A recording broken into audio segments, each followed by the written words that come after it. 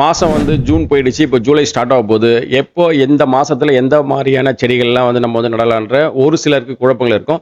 ரெகுலராக பண்ணுறவங்களுக்கு அது வந்து அவங்களுக்கு வந்து தெரியும். இது வந்து தெரியாதவங்களுக்கான ஒரு வீடியோ. பிகினர்ஸ் வந்து நீங்கள் வந்து 2 வகையான கீரைகள் வந்து உங்களுக்கு வந்து பாலக்கீரையும் அமராந்தஸ் வந்து நீங்கள் வந்து நடலாம். செம்ம சூப்பராக வரும். நீங்கள் சும்மா நீங்கள் விதைச்சா போதும். கொஞ்சம் விதையெல்லாம் ரொம்ப டென்ஸாக வந்து போட்டுட்டு தண்ணி வந்து ஒரு 2 டைம்ஸ் வந்து தண்ணி போடுங்க. அந்த விதை மேலே வந்து ஒரு 2-3 நாளைக்கு வந்து ஒரு ஷீட்டு வச்சு கவர் பண்ணி மூடி வைங்க. டக்குன்னு வந்து உங்களுக்கு வந்து முளை கட்டிட்டோம். அதுக்கப்புறம் வந்து கத்திரிக்காய், தக்காளி, மிளகாய் இது 3 செடியுமே வந்து செம்ம சூப்பராக வரும். நீங்கள் வந்து நட்டிங்கனாக்கா ரொம்ப பெரிய உங்களுக்கு மெயின்டெனன்ஸ்லாம் வந்து இருக்காது. அதுக்கப்புறம் வந்து இந்த அஸ்வினி பூச்சி வரும். இந்த மிளகாயில் வந்து அஸ்வினி பூச்சி வரும்.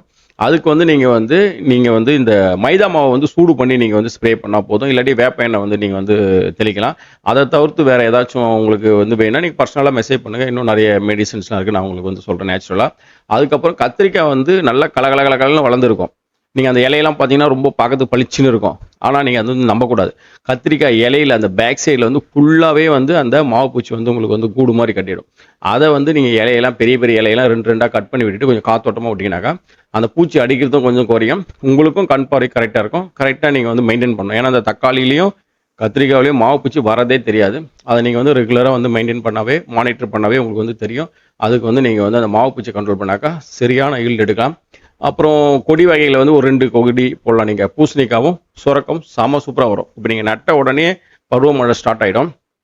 காயோட சைஸும் ரொம்ப பெருசாக வரும் இந்த மாதத்தில் நீங்கள் அதை ஸ்டார்ட் பண்ணிங்கனாக்கா. நெக்ஸ்ட் வீடியோ நம்ம வந்து பார்க்கலாம். ஜூன், ஜூலை, ஆகஸ்ட்டில் எந்த மாதிரியான செடியெல்லாம் போடலான்றது வந்து நான் உங்களுக்கு அடுத்த வீடியோவில் சொல்கிறேன். பிகினர்ஸ் வந்து ஃபாலோ பண்ணுங்கள் யூஸ்ஃபுல்லாக இருந்தாக்கா. தேங்க்யூ.